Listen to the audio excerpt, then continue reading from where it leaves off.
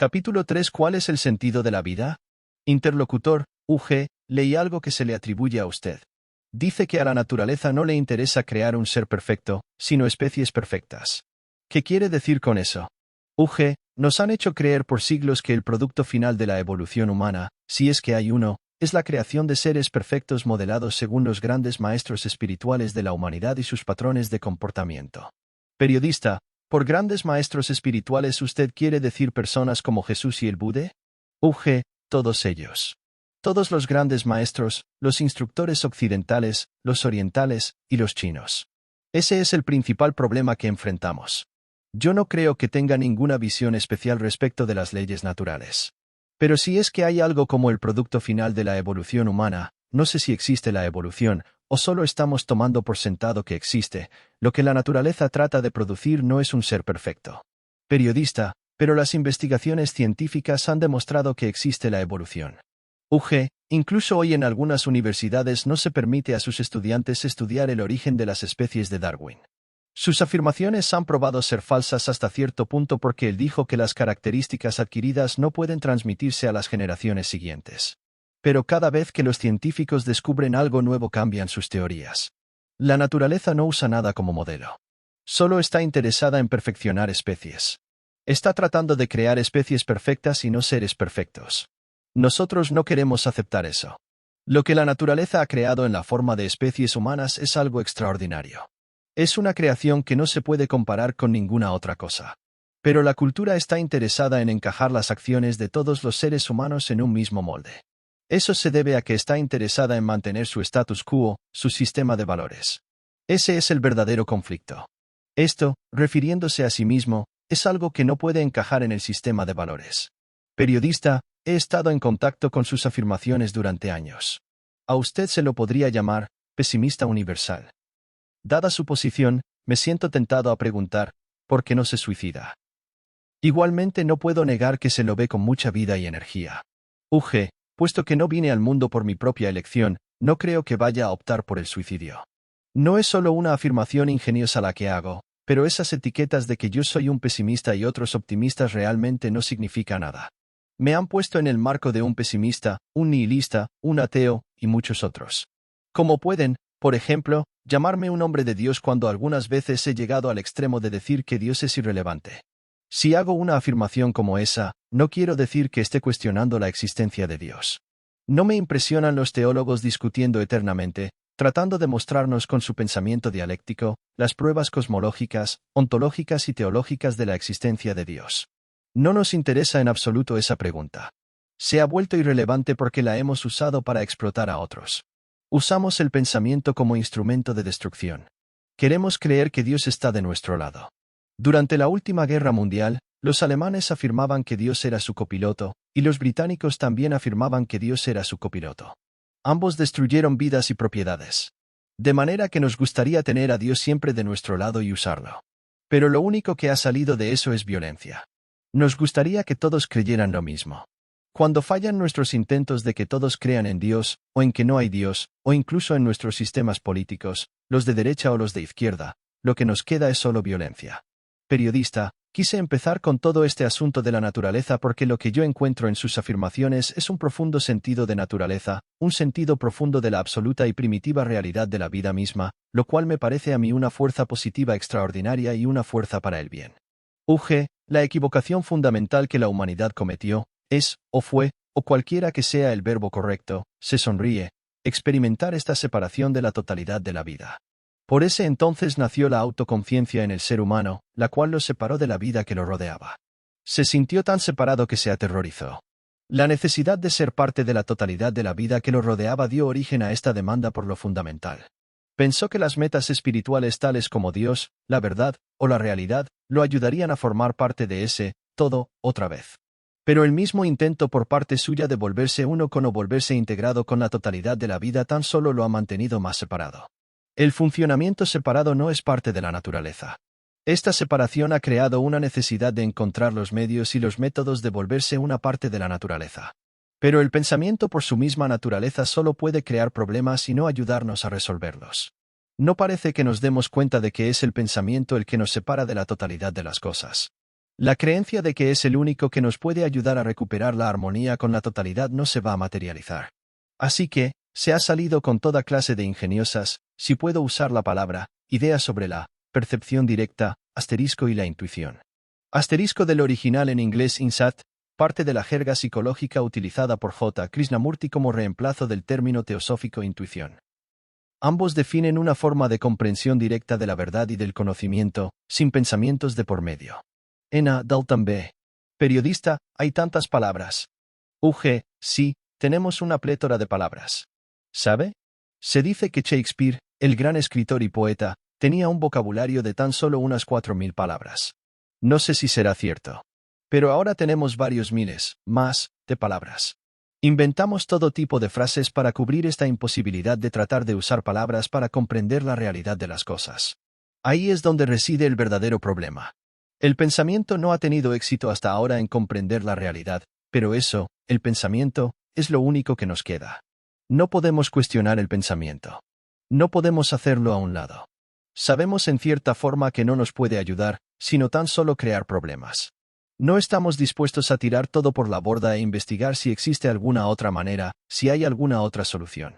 Periodista, una de las cosas que más me impacta mientras habla, es como en muchos sentidos lo que dice se relaciona con la filosofía subyacente del hinduismo. Me refiero al hinduismo que habla de la unidad original de todas las cosas. Ni por un instante piense que yo estoy aquí en la India explicando el hinduismo. De hecho, ellos piensan que no soy hindú. No obstante, los hindúes están dispuestos a aceptar, hasta cierto punto, lo que estoy diciendo. Me dicen, lo que dice parece ser cierto, pero la forma en que pone las cosas no es aceptable. Me hacen a un lado. Pero al mismo tiempo no pueden hacerme a un lado totalmente. Siempre tratan de meterme en su estructura o punto de referencia. Si no lo hicieran, toda la tradición en la cual han invertido tanto estaría bajo sospecha. Así que ellos necesariamente tienen que encajarme en esa estructura. Hasta ahora nadie lo ha logrado.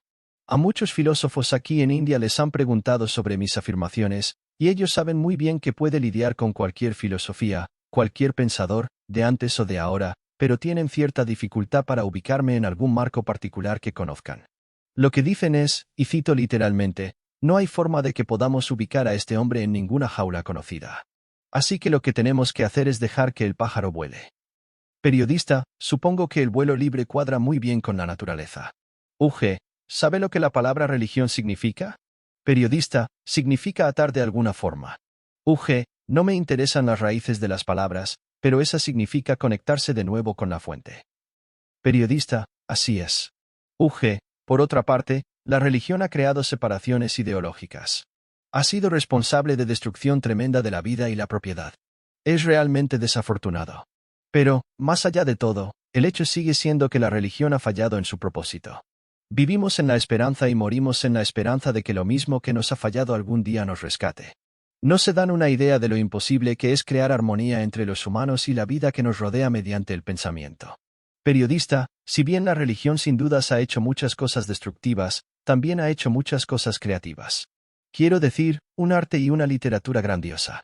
Shakespeare mismo, en cierta forma, proviene de básicamente una experiencia religiosa. Eso es efectivamente cierto en la civilización occidental, la cual surge de la experiencia cristiana. Es cierto. Por eso cuando se produce un vacío, cuando todos los sistemas han fallado, existe el peligro de crear la demanda de que la cosa religiosa entre en escena y nos diga, tenemos la respuesta a sus problemas. Pero las revoluciones han fallado. No estoy en contra de ningún sistema de valores, pero la demanda de ubicarnos dentro de uno es la causa del sufrimiento humano. Periodista, ¿cómo seguimos? No le voy a preguntar sobre cuál es el propósito de la vida, porque obviamente, tal como usted decía, esa no es en realidad una pregunta relevante. No. Sí es una pregunta relevante, pero nace de la suposición de que sabemos algo sobre la vida. Nadie sabe nada sobre la vida. Solo tenemos conceptos, ideaciones y pensamientos acerca de la vida. Incluso los científicos que tratan de comprender la vida y su origen solo salen con teorías y definiciones de la vida. Puede que no esté de acuerdo conmigo, pero todo pensamiento, todo pensar, está muerto. El pensamiento nace de ideas muertas. El pensamiento o el mecanismo del pensar tratando de tocar la vida, experimentarla, capturarla y darle expresión, son tareas imposibles. Lo que nos interesa es vivir. Vivir es nuestra relación con nuestros vecinos, con la vida que nos rodea. Cuando tenemos todo lo que razonablemente podemos pedir, todas las comodidades materiales que tenemos en Occidente, la pregunta surge naturalmente: ¿eso es todo? Al momento en que se hacen esa pregunta, hemos creado un problema. Si eso es todo lo que hay, ¿cuál entonces es el siguiente paso? No vemos ningún propósito en nuestra vida, y entonces nos hacemos la pregunta, y se la soltamos a todo aquel que pensamos que tiene la respuesta. ¿Cuál es el significado de la vida? ¿Cuál es el propósito de la vida? Puede que tenga su propio sentido, puede tener su propio propósito. Comprendiendo el sentido de la vida y el propósito de la vida, no vamos a mejorar, cambiar, modificar o alterar nuestros patrones de comportamiento en ninguna forma. Pero existe la esperanza de que comprendiendo el sentido de la vida, podríamos producir un cambio. Puede que la vida no tenga ningún propósito. Si lo tiene, ya está en operación aquí. Querer comprender el sentido de la vida parece un intento fútil de nuestra parte. Seguimos preguntando esas cosas. Una vez un señor muy anciano, de 95 años, que era considerado un gran hombre espiritual y que enseñaba las grandes escrituras todo el tiempo a sus seguidores, vino a verme. Escuchó que yo estaba en esa ciudad. Vino a visitarme y me hizo dos preguntas. Él dijo: ¿cuál es el significado de la vida? He escrito cientos de libros contándole a las personas sobre el significado y el propósito de la vida, citando todas las escrituras e interpretándolas. No he comprendido el significado de la vida. Tú eres el único que puede darme una respuesta a mí. Yo le dije: mira, tienes 95 años y no has entendido el propósito de la vida. ¿Cuándo vas a entender el propósito de la vida? Podría ser que no haya ningún propósito en la vida. La siguiente pregunta que me hizo fue: he vivido 95 años y uno de estos días voy a morir. Quisiera saber qué sucederá después de eso. Y yo le dije: tal vez no tengas que vivir mucho más para saber sobre la muerte. Tienes que morir ahora. ¿Estás listo para morir? En tanto preguntes, ¿qué es la muerte? ¿O qué hay después de la muerte? Ya estás muerto. Esas son preguntas muertas. Un hombre vivo jamás haría esas preguntas. Periodista, permítame que le haga entonces otra pregunta, que no es muy intelectual. ¿Qué deberíamos hacer? Se ríe, se nos ha estado diciendo qué hacer durante miles de años. ¿Por qué seguimos con la misma pregunta? ¿Qué hacer? ¿Qué hacer en relación con qué? Lo que estoy enfatizando es que la demanda por producir un cambio en nosotros es la causa de nuestro sufrimiento. Yo podría decir que no hay nada que cambiar. Pero los maestros revolucionarios vienen y nos dicen que hay algo allí dentro que requiere una revolución radical. Luego asumimos que existe algo como el alma, el espíritu, o el yo. Lo que afirmo todo el tiempo es que no he encontrado ningún yo ni alma allí. Esa pregunta me obsesionó durante toda mi vida, y de repente, eso me golpeó: no hay yo que realizar. ¿Qué diablos he estado haciendo todo este tiempo? Verá, eso lo golpea como un relámpago. Una vez que lo golpea, todo el mecanismo del cuerpo que es controlado por el pensamiento, del yo, es destruido. Lo que queda es el tremendo organismo viviente con una inteligencia propia. Lo que queda es el pulso, el golpe, y el latido de la vida. Tiene que haber algo más, y tenemos que hacer algo para ser parte de ello. Tales demandas han surgido porque damos por sentado que fuimos creados para un propósito mayor al de las otras especies. Ese es el error fundamental que cometimos. La cultura es la responsable de que hayamos asumido eso. De esa forma terminamos creyendo que la totalidad de la naturaleza es para el beneficio del hombre. La demanda por utilizar a la naturaleza para nuestros propósitos ha creado todos los problemas ecológicos. No nos será nada fácil lidiar con tales problemas. Hemos llegado a un punto sin retorno. Podrán decir que soy un pesimista otra vez. El punto es que probablemente hayamos llegado a un punto sin retorno. ¿Cuál es el destino de la humanidad y qué va a hacer uno? Cualquier cosa que nazca del pensamiento es destructiva por naturaleza. Es por eso que digo con mucha frecuencia en mis conversaciones y entrevistas que el pensamiento, en su nacimiento, en su naturaleza y en su acción, es fascista. El pensamiento está interesado en protegerse a sí mismo, y está siempre creando fronteras a su alrededor. Y quiere proteger las fronteras. Por eso creamos fronteras alrededor de nosotros, nuestras familias, nuestras naciones, y luego este planeta. Hablo todo el tiempo yo. ¿Cuál es su tercer pregunta? Reeses. Periodista, estoy fascinado porque esta es una de las conversaciones intelectuales más consistentes que he tenido en mucho tiempo. Se ríe, de todo lo que puedo o no haber sido, nunca fui un intelectual. Las personas me preguntan cosas, y yo les digo que soy un analfabeto. Periodista, bueno, su lógica es absolutamente consistente. La consistencia de su posición es incuestionable. Me da la impresión de que la mejor cosa por hacer es en cierto sentido aquella que algunos místicos cristianos hicieron. Dijeron que Dios no es nada. Gente notable. Periodista, eso lo sumió en un silencio casi hasta el final. ¿Para qué hablar? Le hago la pregunta a usted. ¿Por qué hablo yo? Periodista, sí. ¿Por qué hablo? Se ríe. ¿Estoy hablando? Vea, esto le puede parecer extraño. No tengo nada que decir, y lo que estoy diciendo no nace de mi pensar. Puede no aceptar eso. Pero no es una premisa alcanzada por la lógica lo que expongo. Puede sonarle muy extraño, y usted me ha dejado en una posición muy precaria preguntándome por qué hablo. ¿Estoy hablando? Realmente no, ¿sabe? No hay nadie hablando aquí. Yo uso el símil de ventrílocuo. Él en realidad ocupa los dos lados del diálogo, pero nosotros atribuimos un lado al muñeco delante de él. De la misma forma, todas tus preguntas nacen de las respuestas que ya tienes. Cualquier respuesta que alguien dé tendría que poner un final a tus preguntas. Pero no lo hacen. Y no estamos dispuestos a aceptar que todas las preguntas nacen de las respuestas. Si las preguntas se van, las respuestas que damos por ciertas también se van. Pero no estamos dispuestos a dejar de lado las respuestas, porque el sentimiento entra a la escena. La tremenda inversión que hicimos, y la fe que tenemos en los maestros, está también en juego. De esa forma, no estamos dispuestos a destruir las respuestas. En realidad no queremos respuestas para nuestras preguntas. La suposición de que las preguntas son diferentes del cuestionador es también falsa. Si la respuesta se va, el cuestionador se va también. El cuestionador no es sino las respuestas. Ese es el verdadero problema. No están dispuestos a aceptar esta respuesta porque ella pondría fin a todas las respuestas que hemos aceptado por miles de años como las verdaderas respuestas. Periodista, y así, seguimos haciendo preguntas. Sí, haciendo preguntas. Periodista, ¿y qué hubiera sido de nosotros sin algunas preguntas que hacer? Risas. Usted ha hecho algunas preguntas y yo he tratado de darle las respuestas. Periodista, ¿diría que somos dos personas diferentes o solo parte de la fuerza universal de la vida? No tengo forma de separarme yo mismo excepto cuando uso el conocimiento el cual nos es común a ambos. De manera que no hay forma de que cree este individuo aquí, apuntándose a sí mismo, y experimente que hay algo como un cuerpo humano aquí, que hay algo que está hablando aquí. No hay nadie hablando. Es solo una computadora. Luego, usted está interesado en operar la computadora. Lo que sea que está saliendo de mí, lo cual para usted es la respuesta, es solo una impresión. Lo que estoy tratando de decir es que no tengo una imagen de mí mismo. No tengo forma de crear esa imagen. Los únicos instrumentos que tengo son las percepciones de mis sentidos. Las percepciones de mis sentidos funcionan sin depender unas de otras. No hay un coordinador que esté coordinando todas las percepciones y creando una imagen. Puesto que no tengo forma de crear una imagen dentro de mí, no tengo forma de crear una imagen de usted y ponerlo allí.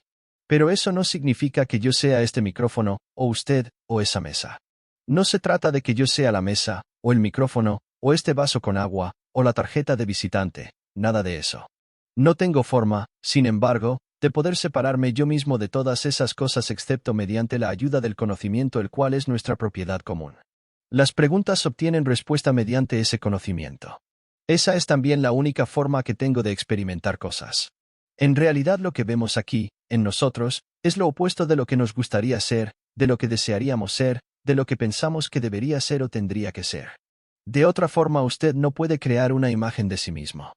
Puesto que desea ser algo distinto de lo que es, eso es lo que la cultura ha puesto dentro de nosotros, usted crea algo que es el opuesto de lo que le gustaría que sea. Eso está todo el tiempo luchando por ser lo que no es. De manera que lo que hay aquí es lo opuesto de lo que a usted le gustaría ser, y así eso crea el tiempo.